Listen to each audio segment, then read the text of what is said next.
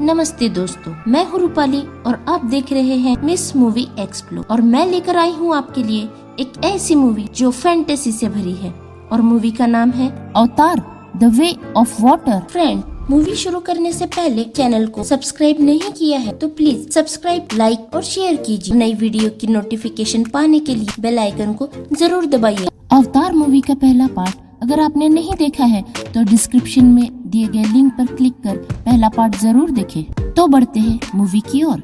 Movie के first part में हमने देखा कि जैक किस तरह पेंडोरा में जाकर वहाँ के लोगों के साथ रहने लगता है और वह अपने नए अवतार में वहाँ उन लोगों के बीच सेट हो जाता है और बाद में वहाँ की सब चीजें सीखकर उसकी लव स्टोरी किस तरह से आगे बढ़ती है। मूवी के एंड में वो सबको बचाकर हमेशा हमेशा के लिए पेंडोरा में ही अपने नए अवतार में रहने लगता है और मूवी के एंड में वो सबको बचाता है। और अवतार मूवी के सेकंड पार्ट में यह कहानी यहीं से आगे बढ़ती है, जहां पेंडोरा के लोगों ने जैक के साथ मिलकर इंसानों को हरा दिया, पर कुछ इंसानों को उन्होंने अपने साथ रखा जिन्होंने उनकी मदद की थी।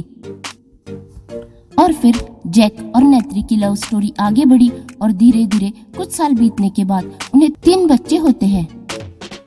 वो अपने पहले बेटे का नाम नटियाम, दूसरे बेटे का नाम लोएक और तीसरी बेटी का नाम ट्रू रखते हैं। फिर उन्हें डॉक्टर ग्रेस की डेथ के बाद ग्रेस के अवतार से जन्मी बच्ची मिलती है जिसका नाम वो ग्रेस रखते हैं। इसके अलावा वो एक और इंसानी बच्चे को गोद लेते हैं जो छोटा होने की वजह से स्लीपिंग चैम्बर में नहीं जा पाया और उसी प्लेनेट पे रह गया। एक्चुअल में वो उस कर्नल का बेटा होता है जिसे नेत्री ने मारा था और उन्होंने उसका नाम स्पाइडर रखा। और वह इंसानी बच्चा इन्हीं के साथ इन्हीं की फैमिली में रहकर बड़ा हुआ और इन्हीं को अपनी फैमिली समझता है। पर नेत्री इंसानों के बुरे रवैये की वजह से आज तक उसे अपना नहीं पाई है।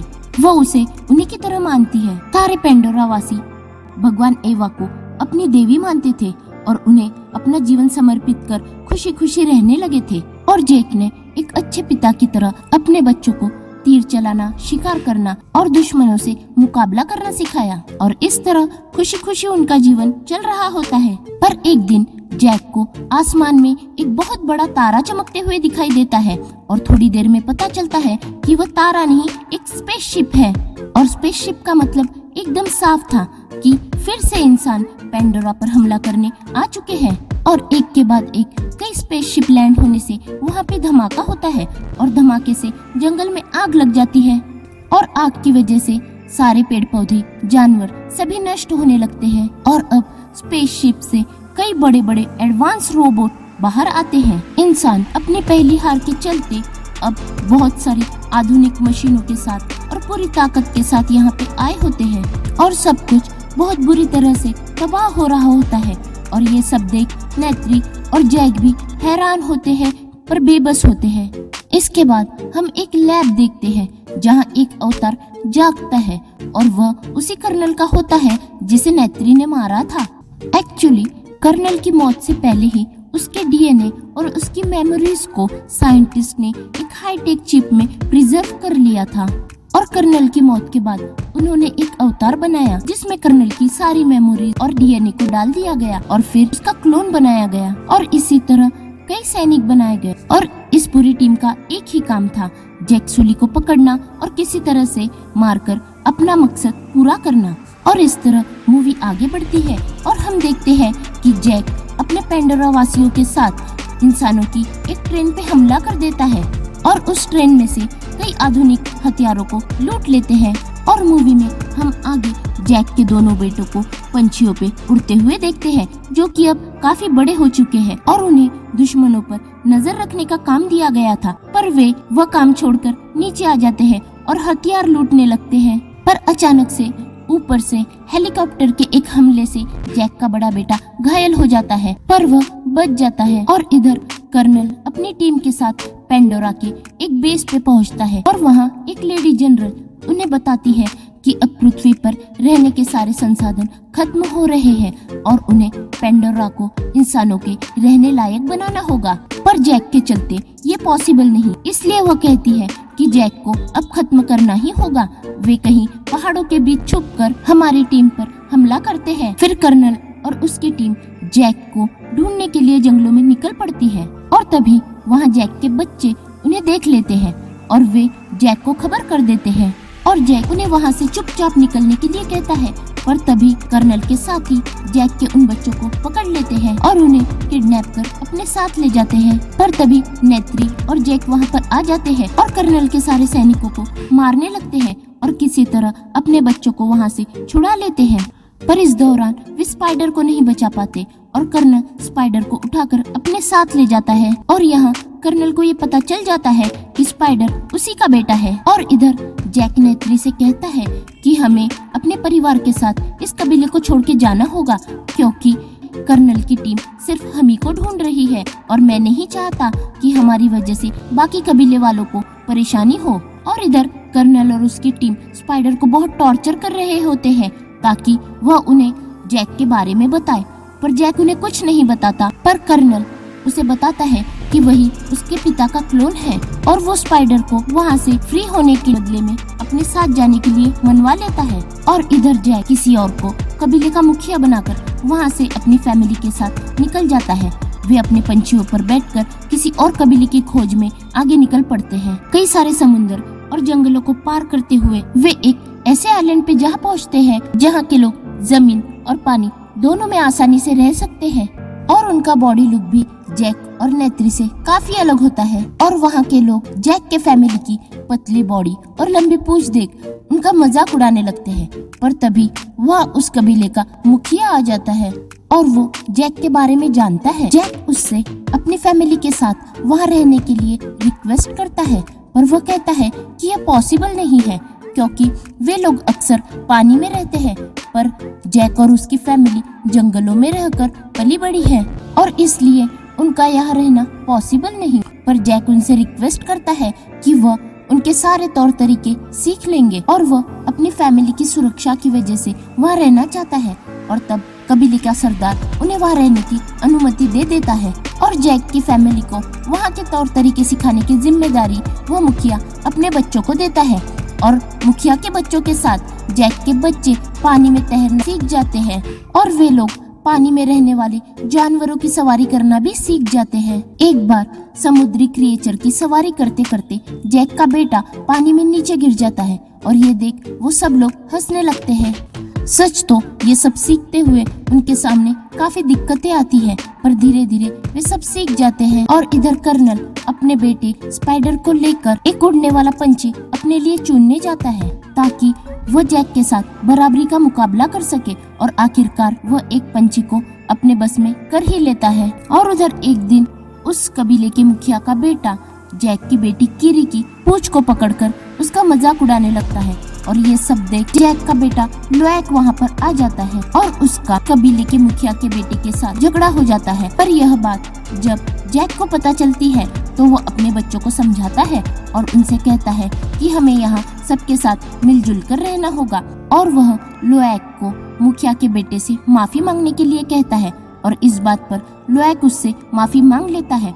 और इस दौरान मुखिया का बेटा उसे अपने साथ पानी की सैर करने के लिए जाने के लिए कहता है और लोएक उसके साथ चला जाता है, पर उसे नहीं पता होता कि यह सब उस मुखिया के बेटे की चाल है।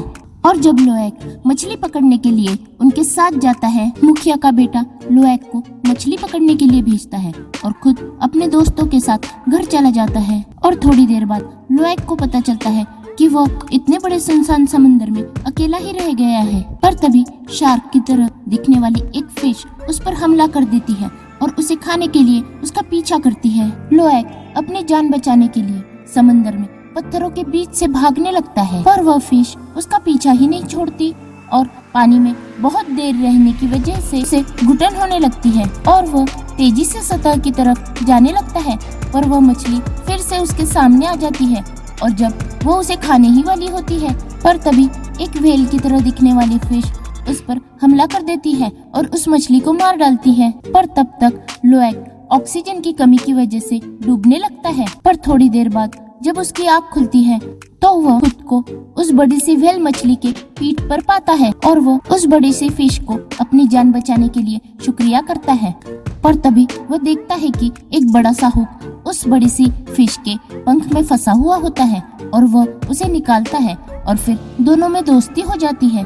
और वो फिश लोएक को अपने घर तक पहुंचा देती है, जहां जैक और कबीले के बाकी लोग उसे ढूंढ रहे होते हैं। और जब कबीले के मुखिया को अपने बेटे की इस गलती का पता चलता है तो सबके सामने वो उसे सजा देने लगता है। इस पर लोएक उसे कहता है कि इसमें उसकी कोई गलती नहीं है और समंदर में जाने का ये सारा आइडिया मेरा ही था। और यहाँ लोएक मुखिया के बेटे को सजा से बचा लेता है और फिर उन दोनों में भी दोस्ती हो जाती है। हम देखते हैं कि अगले दिन लोएक अपने सब फ्रेंड्स को उस फिश के बारे में बताता है। तभी मुखिया की बेटी उसे बताती है कि वह टुर्कुन बिरादरी की फिश है और जिसने तुम्हारी जान बचाई उसका नाम पाइकन है, जिसे टुर्कुन बिरादरी से अलग कर दिया गया था क्योंकि उसने कई सारे लोगों की जान ली होती है। पर लोएक को इस बात पर बिल्कुल विश्वास नहीं होता कि पाइकन किसी की जान ले सकती है। आगे हम लोएक को फिर से समुद्र में देखते हैं, जहां वह पाइकन फिश के साथ खेलते हुए दिखाई देता है। और इधर कर्नल एक बड़ी सी शिप में स्पाइडर और कुछ लोगों के साथ मिलकर जैक के परिवार को ढूंढ रहा होता है। और यह वही शिप होती है जिससे वे बहुत सारे टार्कुन फिश की शिकार भी करते हैं। कुछ ही देर में हम देखते हैं कि कर्नल एक दूसरे समुद्री कबीले के लोगों के पास पहुंच जाता है और वहां वह लोगों को मौत का डर दिखाकर जैक के फैमिली के बारे में पूछताछ करता है, पर उन्हें जैक के बारे में कुछ पता नहीं होता। कर्नल उन पर प्रेशर लाकर उनसे पूछताछ करने लगता है। इस पर स्पाइडर उसे बताता है कि ये सच कह रहे हैं, इन्हें जैक की फैमिली के बारे में कुछ भी नहीं पता। इस बात को सच मानकर कर्नल वहां से अपने लोगों के साथ निकल जाता है, पर वहां से जाने से पहले वह उस गांव को आग लगा देता है। वह एक प्लान बनाता है कि अब वे लोग उस शिप के जरिए टुर्कुन का शिकार करेंगे और जैक की फैमिली और कुछ लोग जब टुर्कुन की शिकार का बदला लेने के लिए आएंगे तब ये जैक को पकड़ लेंगे। और इधर कर्नल अपनी टीम के साथ मिलकर समंदर में तैर रहे एक टुर्कुन फिश पर हमला कर देता है। वह टुर्कुन फिश अपनी और अपने बच्चों की जान बचाने के लिए काफी चिल्लाती है, पर आधुनिक मशीनों से आखिरकार इंसान उसका शिकार कर ही लेते हैं। फिर वे लोग उस टुर्कुन फिश को अपने शिप पर ले आते हैं और वहां ड्रिल मशीन के जरिए उसके सिर में एक छेद किया जाता है, जिसमें से एक येलो कलर का लिक्विड निकाल लिया जाता है, जिसे यूज करने के बाद इंसानों की उम्र नहीं बढ़ती और इसी वजह से इसकी कीमत इंटरनेशनल मार्केट में बहुत ज्यादा होती है। और इसी फिश के लिक्विड को बेचकर ये लोग पेंडोरा में रहने का खर्चा निकालते हैं। उस लिक्विड को निकालने के बाद इंसान टुर्कुन की बॉडी को समुद्र में फेंक देते हैं और समुद्र में टुर्कुन की बॉडी को देखकर जैक और कबीले के लोग काफी दुखी होते हैं और वे टुर्कुन को अपनी फैमिली का हिस्सा मानते हैं। इसलिए इस तरह से टुर्कुन की बॉडी को देख वे इंसानों के खिलाफ लड़ने के लिए तैयार हो जाते हैं। इस पर जैक उन्हें बताता है कि यह सब कर्नल की चाल है और हम लोग किसी भी तरह से कर्नल के आधुनिक हथियारों का मुकाबला नहीं कर पाएंगे और अब हमें टुर्कुन को समुद्र में कहीं दूर भेज देना चाहिए, क्योंकि इंसान उस लिक्विड को पाने के लिए टुर्कुन पर हमला करते ही रहेंगे। इधर टुर्कुन फिश की शिकार के बारे में सुनकर लोएक को पाइकन की फिक्र होने लगती है और वह पाइकन को देखने के लिए समुद्र में चला जाता है। और इधर लोएक के साथ उसके भाई बहन भी समुद्र में चले जाते हैं और समुद्र में पाइकन के पास जाते ही उन्हें यह दिखाई देता है कि इंसानों ने एक ट्रैकर पाइकन के शरीर में लगा दिया होता है, जिसका साफ साफ मतलब यही था कि अगला शिकार पाइकन है। लोएक और उसके भाई बहन सभी मिलकर ट्रैकर को निकालने की कोशिश करते हैं, पर तभी उन्हें कर्नल और उनके साथी उनकी ओर आते हुए दिखाई देते हैं। लोएक इस बारे में जैक और कबीले वाले को बताता है। फिर जैक अपने दोस्तों के साथ उसे बचाने के लिए निकल जाता है। इधर लोएक और उसके साथी मिलकर किसी तरह से ट्रैकर को पाइकन की बॉडी से अलग कर देते हैं, पर तभी कर्नल की टीम के कुछ लोग उनके पीछे पड़ जाते हैं। मुखिया की बेटी पर एक रोबोट हमला करने वाला होता है, पर तभी लोएक आकर उसे बचा लेता है, पर कर्नल उन्हें एक बड़े से जाल में फंसाकर अपने शिप पर ले आता है। जैक अपने साथियों के साथ शिप पर हमला करने पहुंचता है, पर वह देखता है कर्नल ने उनके बच्चों को शिप पर बांध रखा है। तभी कर्नल जैक से कहता है कि वह अपने बच्चों को सुरक्षित देखना चाहता है, तो उसे अकेले ही आकर कर्नल से लड़ना होगा। और इस बात पर जैक मान जाता है और अकेले ही कर्नल से लड़ने के लिए पहुंच जाता है। पर तभी पाइकन पानी से निकलकर सीधा शिप पर छलांग लगाती है, कर्नल के लोगों को मारने लगती है और इस बात का फायदा उठाकर जैक और उसके साथी कर्नल के लोगों पर हमला करने लगते हैं। नेत्री भी एक क्रिएचर पर बैठकर उन पर हमला करने लगती है, जो उड़ भी सकता है और तैर भी सकता है। और इधर जैक भी किसी तरह अपने बच्चों को बचाने लगता है, पर कर्नल जैक की छोटी बेटी और किरी को पकड़ लेता है और इन्हें बचाने के दरमियान जैक के बड़े बेटे नटियाम को गोली लग जाती है, जिससे उसकी मौत हो जाती है। अपने बेटे नटियाम की मौत से जैक और नेत्री बहुत दुखी हो जाते हैं और अपनी बेटियों को बचाने के लिए शिप पर आग लगा देते हैं और कर्नल के आदमियों को बेरहमी से मारने लगते हैं। तभी कर्नल किरी की गले पर चाकू लगाकर उसे बाहर लाता है और ये देख नेत्री बहुत गुस्से में आती है और वह कर्नल के बेटे स्पाइडर के गले पे चाकू लगाकर उसे मारने की धमकी देती है और इस वजह से मजबूरी में कर्नल किरी को छोड़ देता है। फिर जैक अपनी फैमिली को वहाँ से जाने के लिए कहता है और खुद कर्नल का मुकाबला करने लगता है और इन दोनों में बहुत डेंजर फाइटिंग होती है और इस वजह से शिप की हालत भी बहुत खराब हो जाती है और वो शिप डूबने लगती है। शिप पलट जाता है और सभी लोग पानी में डूब जाते हैं। पानी के अंदर जैक कर्नल का गला दबाकर उसे पानी में डुबा देता है और खुद पानी से बाहर आ जाता है, पर नेत्री और उसकी बेटी शिप में फंसे होते हैं। तभी किरी वहां आकर उन्हें बाहर निकलने का रास्ता बताती है। दूसरी तरफ हम मूवी में देखते हैं कि स्पाइडर कर्नल को बचाकर किनारे तक ले आता है, क्योंकि जब नेत्री ने स्पाइडर के गले पे चाकू रखा था तब कर्नल ने ही उसकी जान बचाई थी। पर जब कर्नल स्पाइडर को अपने साथ चलने के लिए कहता है